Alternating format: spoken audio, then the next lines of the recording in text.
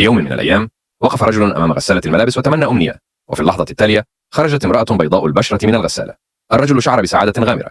قبلها بعدة أيام كان يزور مغسلة عامة وشعر بالملل أثناء الانتظار، فتمنى بشكل عشوائي زجاجة بيرة، وفجأة ظهرت زجاجة بيرة فعلا داخل الغسالة. في تلك اللحظة ظهر رجل مسن خلفه وقال له: أي أمنية تتمنى أمام هذه الغسالة ستتحقق، لكن لا تكن جشعا. ثم اختفى الرجل العجوز. لم يأخذ الرجل التحذير على محمل الجد، لكن بعد أيام تلقى اتصالا من والدته تخبره بأن حالة والده الصحية تدهورت، وأن العملية تحتاج إلى 300 ألف دولار، وهو لا يستطيع تحمل هذا المبلغ. في صباح اليوم التالي توجه الرجل إلى الغسالة وتمنى هذا المبلغ، وفي الحال ظهر المبلغ داخل الغسالة. وبينما كان يجمع النقود ويهم بالمغادرة، لاحظ علبة البيرة التي كان قد رماها على الأرض بالأمس، وعندما حاول التقاطها اختفت فجأة. وهنا ظهر الرجل العجوز مجددا وأوضح له: كل ما يخرج من هذه الغسالة سيختفي بعد 24 ساعة.